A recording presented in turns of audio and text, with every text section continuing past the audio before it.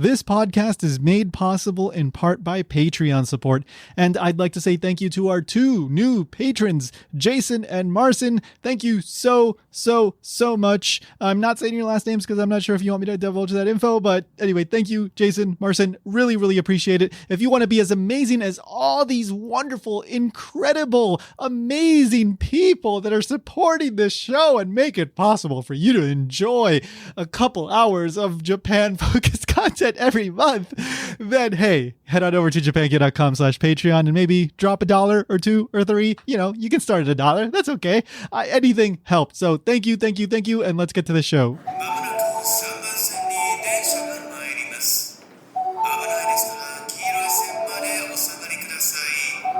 Welcome to Japan Station, a production of japankyo.com. I'm your host, Tony Vega. So we've got a really great episode today. It's a really fun one with some henshin, action, Kamen Rider, Power Ranger stuff, but just a couple quick things before we get into that. So first of all, I recently learned that Japan Station was featured on a list of the 20 best Japan culture podcasts to follow in 2022. And it made it to number 5, which is really incredible. That's really amazing. Now, here's the caveat. I think that this is an auto-generated list on this website called FeedSpot, which I have come across in the past. And I think they just kind of like use a whole bunch of different statistics and metrics and all this stuff to put together these lists. Nevertheless, I mean, hey, 5 is pretty cool. I mean, there must be something in the statistics out there to say that, Japan Station should be up there in the rankings. So really, that's cool. I mean, the mere fact that means that more people will find the show on Google, that's incredible. So if you found the show via that FeedSpot article in 2022, thank you. Thanks for checking it out. We got like 100 episodes almost and a ton more over on Ichimon Japan, the other podcast that I produce, which is also super fun, all about Japanese language and culture. All right, so that's a little bit of hey, I did an amazing job, so I'm going to brag, I guess, because auto-generated lists are ultimate validation. Anyway, so here's let's get to the meat of the show. So my guest today is Sophia Staite. So Sophia is a PhD candidate at the University of Tasmania, and her area of research is awesome. So she is doing research on Kamen Rider, and Super Sentai, which is the Japanese name for what would eventually become the Mighty Morphin Power Rangers and all that in the English language world. But originally it's Super Sentai, right? The team of superheroes. So she does research on those topics, and it's pretty interesting stuff. She goes pretty deep into it. But of course, we also joke around a bit and have some fun with the topic because it's a fun topic. And how can you not have fun talking about these Japanese superheroes striking poses and shooting lasers and summoning giant robots and all that stuff? So I don't know. I absolutely love this, and maybe it's just because I kind of grew up with some of this stuff, but I had a wonderful time talking to Sophia. So I think you're going to enjoy it. Here we go. Here is my conversation with Sophia Staite. The next stop is Japan Station. The doors on the right side will open.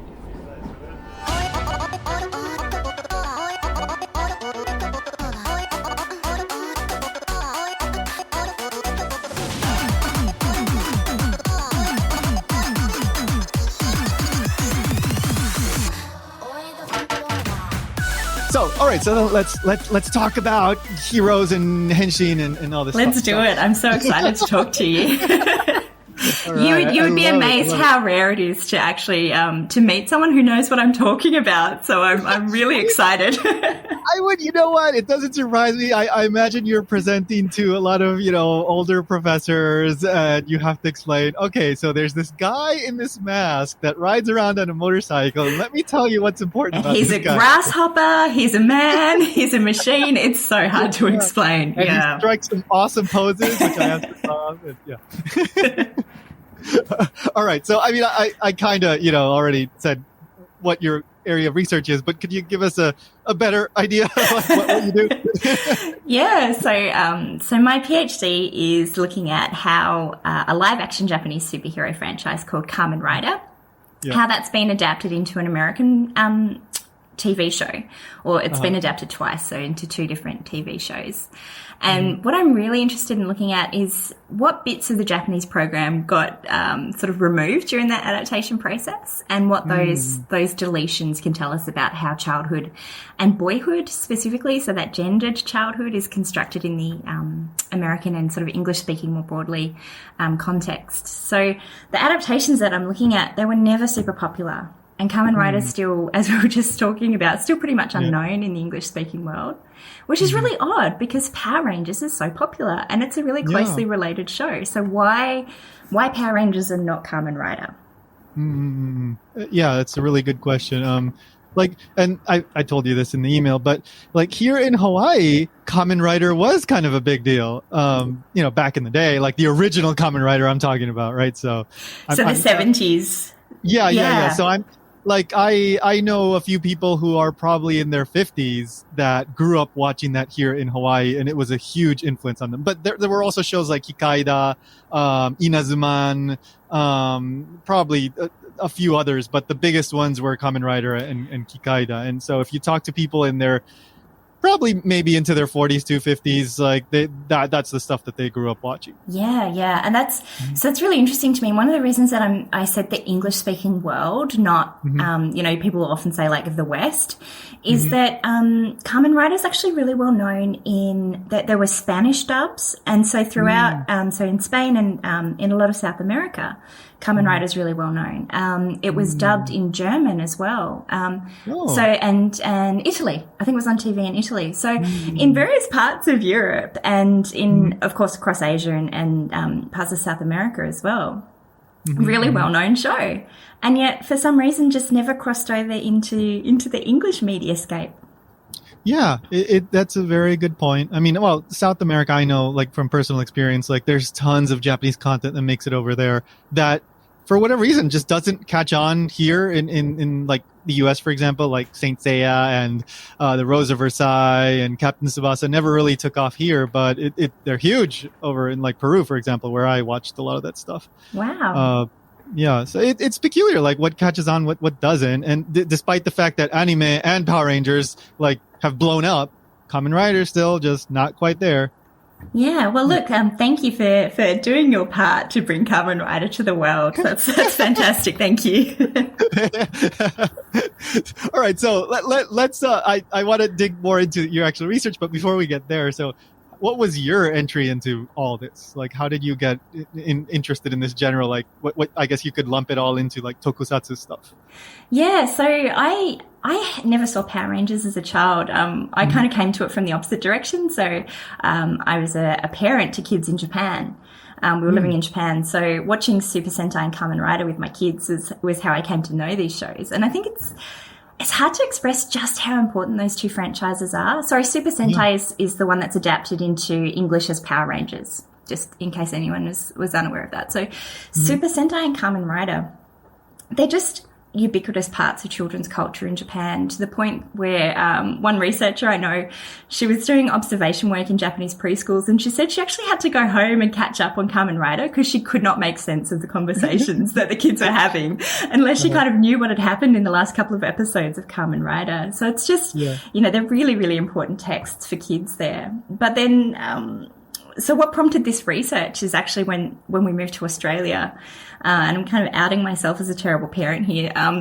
So we had to leave, obviously, a lot of the kids' toys in Japan because, we just couldn't bring everything. And my kids had never been to Australia. They'd not left Japan when we moved. So they were relying on my help to figure out what they should bring. And they wanted to bring stuff that kids in Australia might recognize and want to play with them with. And my eldest son really loved Kyoryuja. But I said not to bring the toys from that because I thought no one in Australia is going to know what to make of them. So he had this this T-Rex that turns into a gun when you twist the head around and it plays samba music. And I just thought, that's going to be so weird to kids in Australia. They will have no idea what this is. Just leave it in Japan. And then we arrived in Australia, and literally the first thing we saw when we turned on the TV was Power Rangers Dino Charge, which is the adaptation of Kyoryuja. And of course, that Tyrannosaurus gun thing is in the show. And I was very unpopular with my son. So I got that completely wrong. But then I was really intrigued. So why not Kamen Rider? Yeah. Huh. Okay. So you saw, the how Power Rangers was like a thing, but then you noticed, even though Kamen Rider was still like a big thing in Japan, it just never really caught on with the kids here. Yeah, so no one knew it. And then the other thing, I'd kind of gone through, done a master's kind of involved in Japan studies. And even within Japan studies, so people whose entire sort of focus is studying Japanese popular culture, for example, no one's really written about Kamen Rider. I think there are 3 or 4 authors who've written sort of individual articles or book chapters about it, but no one has written an in-depth study of Kamen Rider in English, which again is just really remarkable because it's not just a big text for children in Japan. It's been the object of academic study. There's a fabulous book that does basically an entire cultural history of Heisei Japan through Kamen Rider. Because each season is really kind of attuned to, it's very, very attuned to kind of the zeitgeist and like social issues. So, so it's an important object of study in Japan. But again, in English, it's just flown under the radar. Yeah. I mean, well, like in general, like whether it's the Super Sentai series or Kamen Rider, like there's always something on TV. I mean, you can even lump in Ultraman to some extent there. I think they still make new ones of that too. But and the kids, playing in the playground, whatever, they all know. They all know like the beams and the the weapons and the henshin and there's the accessories, whatever the toys at the dai or whatever, like the local store is. Yeah, it's everywhere. Like it's just normal. That's just the go-to kind of thing in a way. And not even just toys, the branded merchandise. So I mean, you could probably buy any household item you can think of with Kamen Rider or Ultraman branding on it. You can buy microwave meals that are Kamen Rider. Socks, pajamas, shoes, school books, bicycle helmets. It's just, when I said it was ubiquitous, I mean, it really is absolutely everywhere. So even if you aren't watching the show, you're going to be aware of it. It's going to be part of your, daily life, even if it's not something that you're seeking out. Yeah. Like when I was a student in university, I spent a year in Osaka, and I was in an Aikido club, and one of the guys there, his part-time job was for like one of those shows. He would dress up like one of the Super Sentai guys. And he's this like 20-year-old guy, like 21 maybe, I don't know, but a young guy. But that was his part-time job. He would go perform in these shows and do whatever, like fight the monster on the stage, and he would earn his money. Yeah. So just in case your listeners aren't aware of how this works, so before the hero characters engage in those kind of fights, they transform or do a henshin. And then after they've transformed, they're wearing a costume that completely covers them. So a mask, a hood, gloves. So there's no trace of the person sort of visible after they transform. And that means that the so-called face actors can be swapped out for suit actors to do the stunts. But it also means that you can swap. So someone like your friend, a completely random person, if they wear the suit, can then portray that character. And so you'll see a lot of those stage performances in, for example, I've seen them just in my local shopping centre. I saw it was a Kyoryuja performance at an office party for a Honda business. I didn't know. Office parties. So office parties. If you had a big enough birthday party, you could probably hire one. So it just means they'll hire someone locally who can do the stunts, and then they have a pre-recorded track that has all of the speaking and special effects. So literally anyone can put on the suit, perform the choreography in time to the recorded track, and you can feel like you're, seeing the actual show. And then the kids can go and they do handshake events, much like idols, so you can go and shake hands, and they keep the costume on so that the illusion isn't spoiled. And the kids can feel like, they've shaken hands with the Red Ranger or the Kamen Rider. Yeah. When the first time that I went to Japan, I went to a festival in Kagoshima, and they had, I guess it was like one of those stalls or whatever. And at the time it was Dyna Ranger. I think it was called that. No, it was Deca Ranger. Sorry, Deca Ranger. Yeah. So this was a while ago. This was, I don't know, like 16 years ago or something, 17 years ago. So, I went and I took a picture with the guy. Oh, that's brilliant. Which one? Which Ranger? I'm pretty sure it was the red one. I'm pretty sure it was classic. the main guy. Yeah. Yeah, of course. You have to. So yeah, I mean, like I said, I love the aesthetic and the poses. Oh, I love the poses. Like, that's just, the sound effects, like. Yeah. I think with the poses, I had this moment, right? I won't call it a midlife crisis, but I was watching Kamen Rider and they had one of those roll call things where half a dozen Kamen Rider line up and one after another does their henshin. And I just thought, someone has that job of choreographing the henshin poses and that person isn't me. And it was such a devastating realization, what am I doing with my life? But the poses are great, really interesting. And they kind of come from that. So that the studio that produces Kamen Rider and Super Sentai is Toei Studios, who did a lot of ninja TV series and ninja films. So a lot of those poses are like partly derived from those kind of ninja hand. Can't think of the correct word off the top of my head, but what are they called? But you see them in like Naruto, like they do the ninja techniques or whatever. Yeah, you know what I'm talking about. That's great. So it's sort of a combination of those and poses taken from kabuki plays. So they're really stylized and they're really kids love to reenact them. And so kids will stand in front of the TV and do the poses.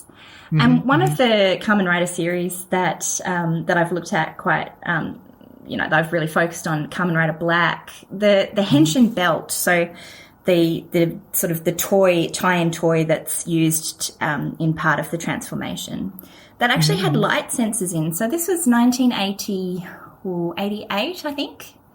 So quite a long time ago, really incredible technology for the time, had light sensors in the belt. So if you wore the belt and stood in front of the TV while the show was being broadcast, when he does the henshin, that triggers a reaction in the belt and the belt lights up and makes sounds. So really encouraging this kind of interactive play between the child and the television through the toy. Yeah. That's super fun for a kid. I could imagine doing that for hours. Well, this is in the days of broadcast. You'd have to wait a whole week between chances. But. Exactly. That's when cliffhangers actually meant something. Yes. Okay. So, all right. So what can you tell us about then Kamen Rider specifically that you've seen? I mean, because I remember, I'm of the generation that basically I was right around the right age, I think, for Power Rangers. So like it was a huge deal when I was watching like that block of television. At the time, I think it was Fox Kids or whatever in US TV. Maybe, I don't know, but it probably was. But so Power Rangers, of course, I watched all that stuff. And then I remember Kamen Rider being advertised. The English version, right? The American version. Yeah. And I remember like, oh, it's coming. And then I don't remember ever watching it. And then I remember like it just never being there. Like I never saw it. Like by the time I remembered maybe that, weren't they going to do that? Like it was gone already. That's so interesting. That's so interesting to hear. Thank you for sharing. Because so they introduced it in a special 3-part, episode of Mighty Morphin Power Rangers season 3. And then it debuted as a separate program, and literally within weeks it was taken out of that Saturday morning Fox Kids slot. So it really bombed in the ratings. But it's really it's interesting to hear your memory of it, because maybe they should have just stuck around a bit longer, and maybe kids just weren't aware that it was. I'm not sure what month it came out, but maybe it was like I went, maybe it was like summer vacation. I went to Peru or something, and by the time I came back, like it was gone. I don't remember exactly what the timing was, but I just never remember actually watching it when it aired. But I specifically remember it being advertised. Yeah. So if you are feeling nostalgic, you can check out those 3 episodes of Mighty Morphin. Although the show, when it debuted, so the show is called Saban's Masked Rider, And it's really quite different to those crossover episodes. In between that kind of Power Rangers crossover and the show itself coming out, they really changed the tone quite a lot, which is a shame because if they'd stuck with the way that they were doing it on Power Rangers, I think it would have been a better show. So just to backtrack a little bit, the difference, there are a few differences between Kamen Rider and Super Sentai. So they were both written by the same author. They're both created by Ishinomori Shotaro, and they're both produced by Toei.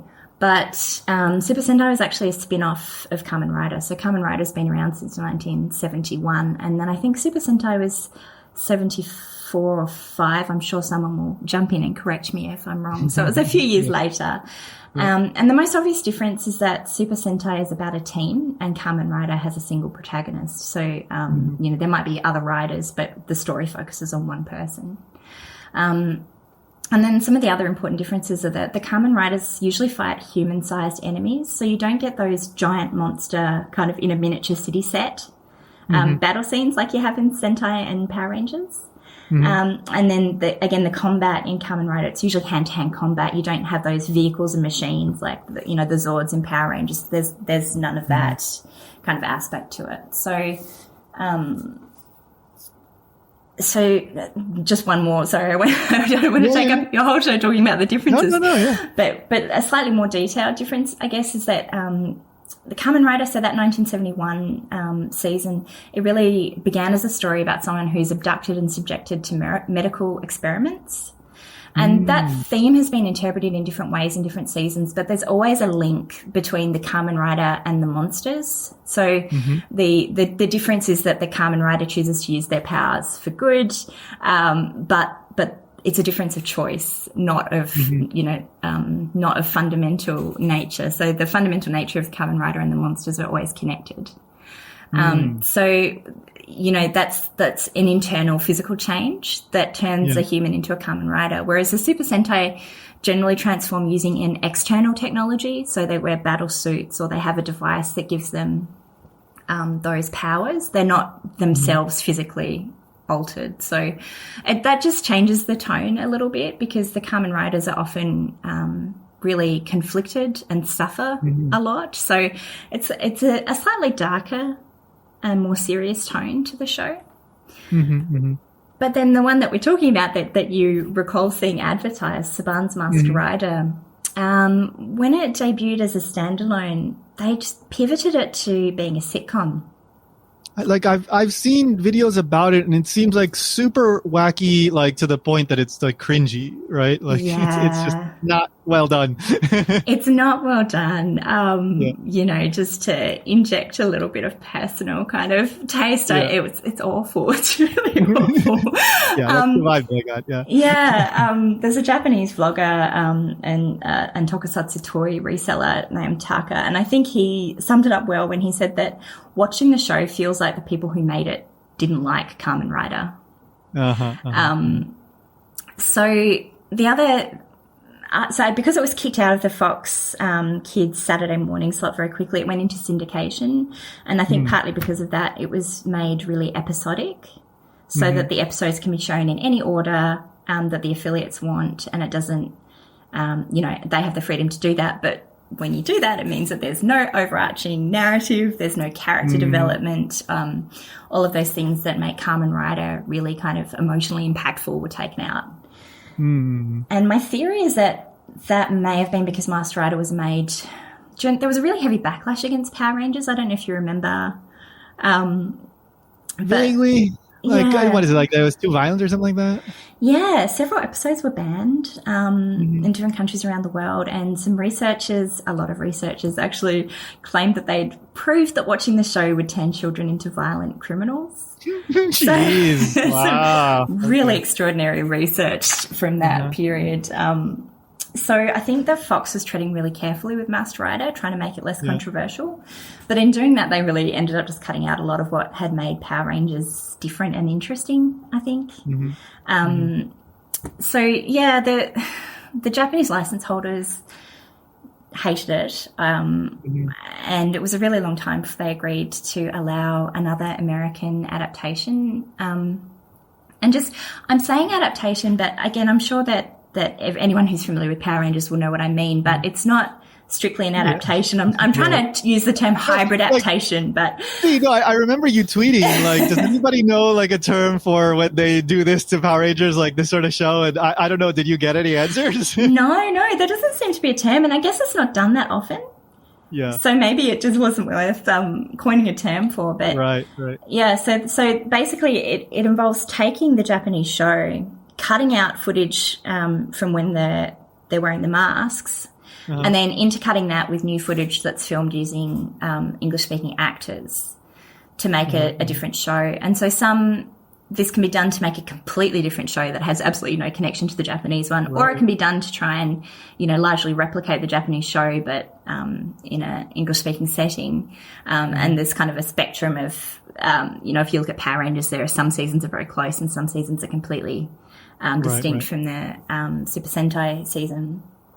So with Masked Rider, it's really very, very little connection to the Kamen Rider series. And well, it was one series and two movies were intercut to make that show. And there's very little connection. Right.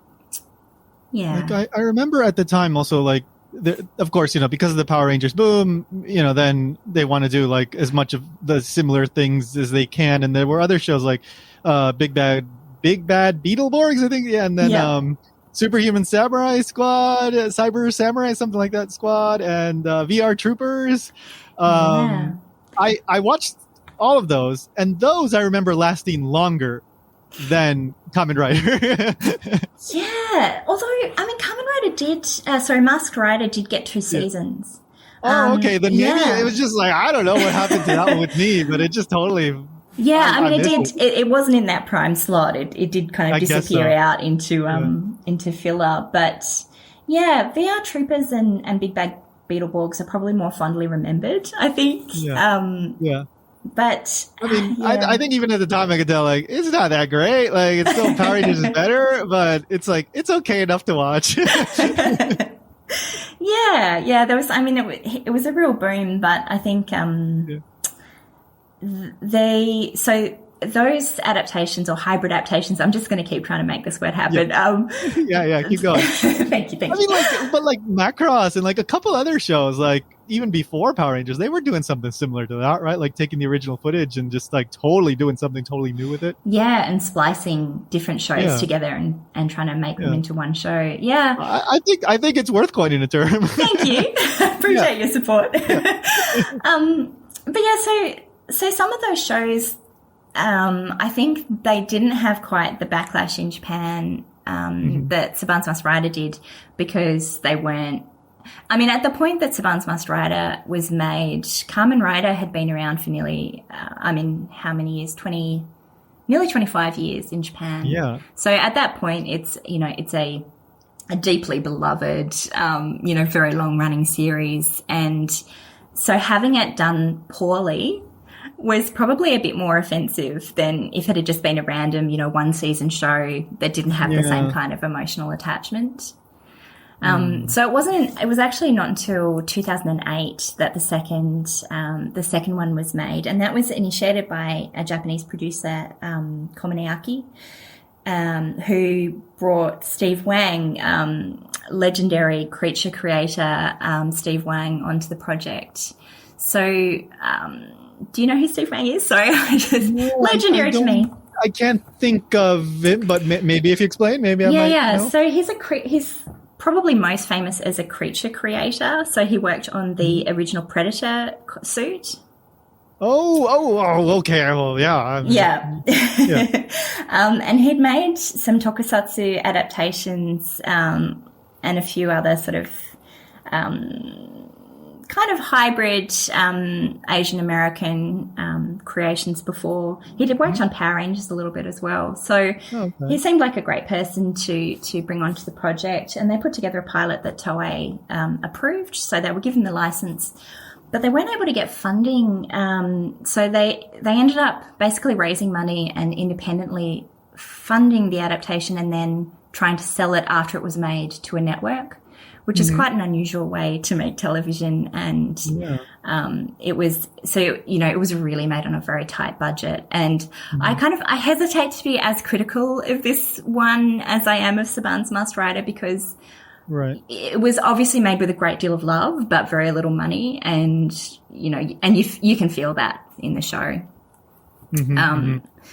So Steve Wang, he's Taiwanese American, so he'd grown up sort of in Taiwan watching the Showa era Kamen Rider series, which are, quite dark, and particularly those earlier seasons are really kind of rooted in supernatural horror as a genre. So there's lots of death and suffering and really grotesque monsters. And I think he wanted to bring that aspect of it into his version, into his reimagining, but faced a lot of limitations from American children's television, just the standards and norms, I guess, of what's appropriate to include in children's television, obviously quite different in America. So he faced a lot of challenges with that. The stunts and the fight scenes are incredible.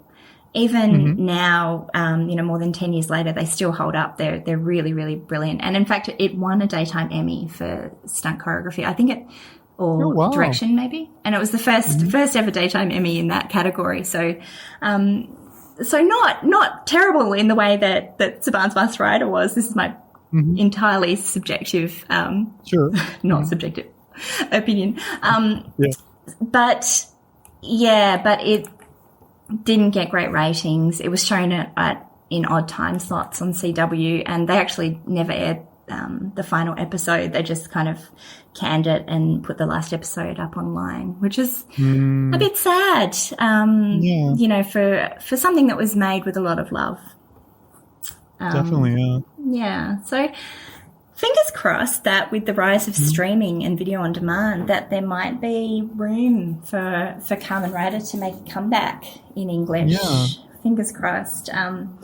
But it seems that what Toei and Bandai have done is to focus more on subtitling and adult fans. I think this barrier of this gap between what is considered for children and not for children may just have been overwhelming ultimately, and I think it's a bit sad if it turns out that it's only accessible to adults through subtitling, because it's a great kids show. I think it's fun, it's emotional, and I think it would fill a hole in kids TV at the moment really nicely. So that's where we're at the moment.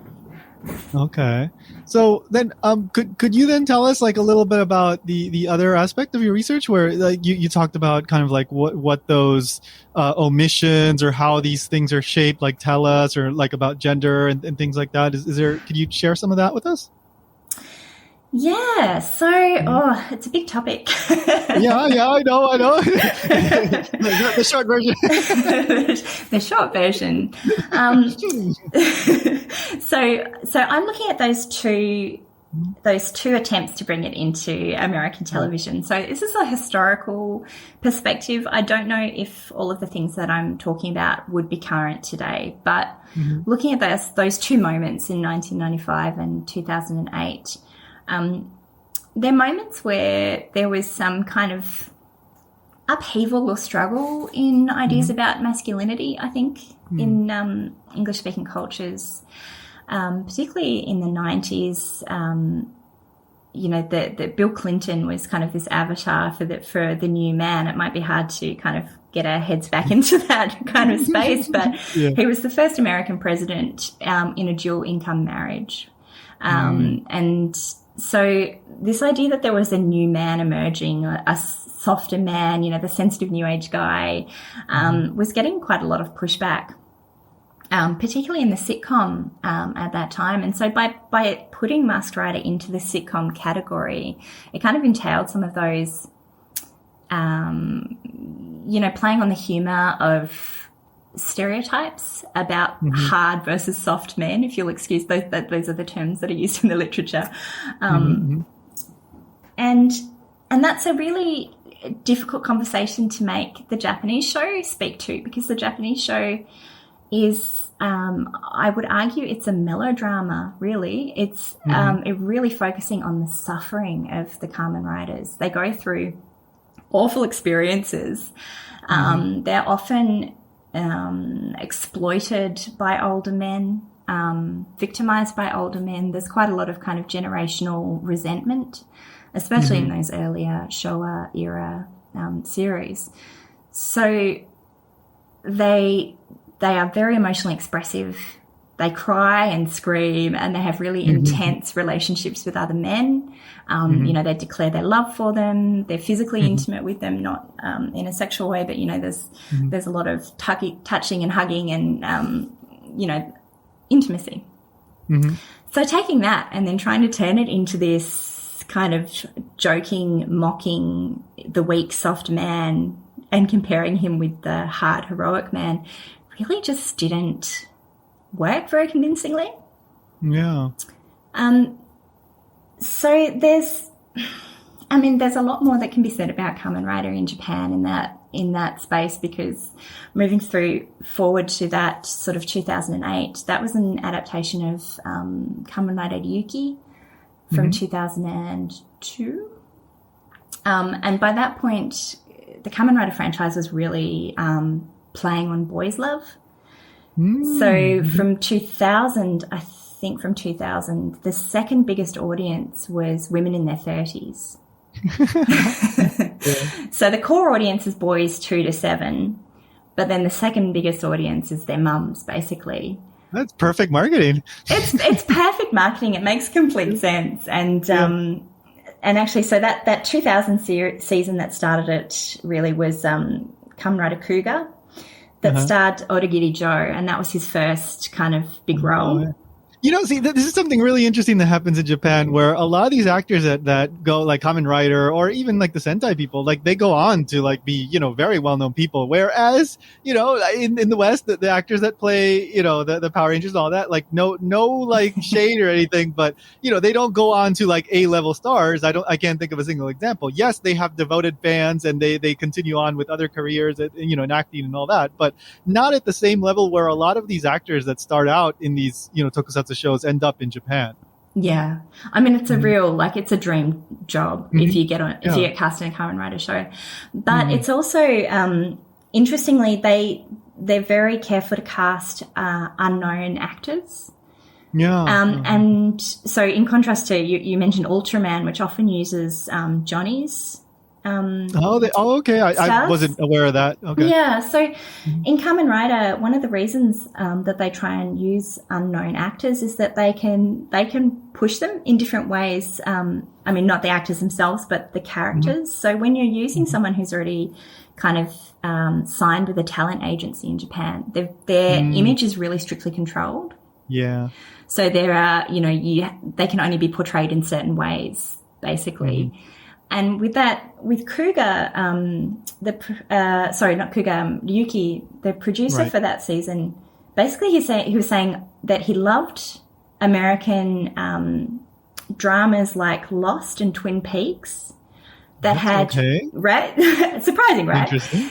So they had kind of really complex narrative arcs, lots of characters, lots of subplots kind of going on. And he said he couldn't have done it in a show really that wasn't Kamen Rider, because those actors' images are so tightly controlled that he couldn't have created the kind of scenarios with moral ambiguity that he wanted to explore. But then, of course, you know, Odagiri Joe from Kuga became so incredibly famous that there's actually a media effect named after him, the Odagiri effect, where a show that might not have expected to have a big female audience suddenly does because of the casting of the actor. I didn't realize that was a term. Yeah, it's a thing. So they've really leaned into that. So the Jonan, have you heard of Jonan Superboy contest? No, I don't think so. It's a modelling competition that's run through a women's magazine. I think it's called Shufu no Tomo, the housewife, or Shufu Toseikatsu, Housewives and Lifestyle. Yeah, that's the one. So the magazine is aimed at older women. the modelling contest is voted on by the readers of this magazine, and then the winners and finalists are very often then in Kamen Rider. Wow. So there's a really interesting. I love it. Yeah. So some of the mums might kind of be really invested in those actors before they even get onto the show, because they've been rooting for them and voting for them. It's like AKB. Yeah, right. And then, of course, the kids are going to be excited to watch Kamen Rider. So, right, I guess I'll watch it with you. Yeah. I'll watch it with you. Oh. So catering to that audience has become really important, and those kind of boys love tropes. So using very beautiful actors rather than kind of maybe more traditionally masculine actors has become quite popular, and having those, adding a little bit of kind of sexual undertone or sort of erotic undertone to some of those intense friendships between men has also become really common now. Yeah. And again, I think with American TV, that's still a lot more that's a inhibited. no-no. Yeah. So the second hybrid adaptation was called Kamen Rider Dragon Knight. I forgot to mention that, sorry. And that was chosen to be the series that they were going to do because it has 13 different Kamen Riders, a really extraordinary high number. Yeah. And so there was a lot more merchandise that could be sold because there are so many. But in the Japanese Kamen Rider Ryuki, all of those relationships are really explored. There's a lot of, a lot of the focus is really on those relationships between the riders. And then, of course, to try and tease that apart and make it less intimate, less suggestive of homoeroticism in the American version, really, it was really constraining. And it's remarkable looking at how carefully the actors are placed in the American version so that they don't touch each other. Oh. Even when they're injured, they keep this kind of physical distance from each other. Are you okay? Yeah, it's... Whereas, in the Japanese, someone's injured, the friend's going to grab them and, shake them and scream. So that's a really striking difference between how the show is understood. And, that's not just a gender thing. It's partly a genre thing. So, that was really kind of an action hero show in the American version, whereas, much more kind of, as we said, inspired by Twin Peaks and Lost, it was much more of a kind of an exploration of moral ambiguity and can you do the wrong thing for the right reasons, and exploring those relationships in Japan. Yeah. So what I'm hearing is when you do what, Saban did to Kamen Rider, what you end up with is something that loses the qualities that make Kamen Rider distinctive, and then you end up with like this thing that you can compare to, let's just say, the American Power Rangers, and you go, but the American Power Ranger has more characters and it has giant robots. And the other one, the Masked Rider wasn't particularly funny too, so you had that problem. But you end up losing like the personality of the original show, and you can compare it to Power Rangers, and you go, but that has better toys and that has better robots, and it's more like comprehensive, like it's more connected. So like you end up with just a better product, even though you could still argue that the American Power Rangers has its own problems. But that's a whole other thing. But we're speaking relatively here. Yeah, and so Kamen Rider Dragon Knight, that was made, that wasn't episodic. It had an overarching narrative. And again, it's not terrible. I don't want to be excessively critical, but yeah, it wasn't, I think there was so much focus on making that show cool that it wasn't fun. And if you're making a show that a big part of the business model is that it's got to sell toys, then you need that element of fun. Yeah. And that might sound like a weird thing to say after I've just been talking about moral ambiguity and screaming over your friend's dead body. But there's fun interspersed with that. And one of those fun things is the henshin poses that we were talking about before. Yeah. And in Kamen Rider Dragon Knight, instead of doing the henshin poses, I think Steve Wang felt that the American kids would be self-conscious to do that. See, I was just thinking that. So I remember, like, yes, you would see kids doing the "it's morphin' time," but I don't remember seeing kids or hearing kids like doing the poses, like hearing about that. Like that was the important part. No, like if they were miming or mimicking Power Rangers, they were maybe like, killing the monster and like using a sword or whatever, but they weren't doing the poses. Whereas in Japan, I've seen kids do poses. Like that's totally normal. So it's an interesting like thing that even though it's still there in the American Power Rangers, I think more American kids chose to kind of like not mimic that part of it. Yeah, right. And I mean, with Power Rangers, probably, correct me if I'm wrong, because as I said, I didn't grow up with it, but I think that the key toy is probably the Zords, right? Like putting them together, making the Megazord. And definitely. Yeah. Whereas with Kamen Rider, the key toy is the belt. So it's not a miniature, it's a role play toy, right? Mm-hmm, so you put the belt on and you do the pose. So that's kind of lame. What are you doing? Yeah, I know. Yeah, so he didn't include the henshin poses. He just has them say Kamen Rider, and then there are some special effects. They look kind of cool, but it's not something that you can do at home. Mm-hmm.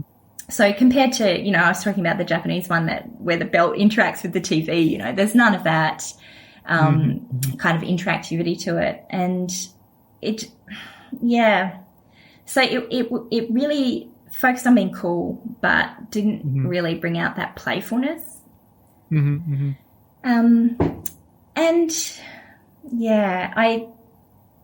I'm not sure if that would have been popular with American kids or not. It's really hard to know, right? Yeah. But I agree. if you have a look on YouTube, there are some incredible videos of henshin competitions where people will try and do the henshin poses of every Kamen Rider, 50 years of Kamen Rider now, and they'll try and do all of them. Like remember all of the choreography. So even if you don't have the belt, you can still do the choreography.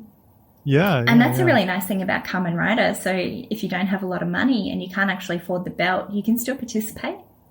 In that aspect of it, whereas, I suppose you were saying with Power Rangers that kids would do the martial arts sort of aspect, which you can do without spending any money. But yeah. So anything you can tell? You brought up Shin Kamen Rider, and I'm not aware. I wasn't aware of it, but it seems like there's something interesting there. So could you tell me like what's going on with that? Yeah, look, I'll try. Although I have to admit, I've been trying to not learn much about it because I'm kind of terrified it's going to ruin my thesis, which is that no one knows about Kamen Rider, and now this movie's going to come out and potentially get an international release, and that Kamen Rider really well known. So, of course, I'd love Kamen Rider to be really well known, but not until I've submitted my thesis. But the question still remains: is like, why did it take so long? Even if that were to happen, why now? Right? Like, it wasn't the case for 50 years or whatever. Thank you. Yeah, that's reassuring. So Shin Kamen Rider is a movie that's coming out in March, I think. And it's following so it's going to be part of what's I think being called the Shin Japan Heroes universe. Okay. So there was Shin Godzilla. Right. Yeah, with what's his name? The guy, Hideaki Anno. The guy from Evangelion. Yeah. So same director. So he did Shin Godzilla, he did Shin Evangelion, and now he's doing Shin Kamen Rider. Oh yeah. I mean, I know he loves all that. Like he grew up with that stuff, so he loves it.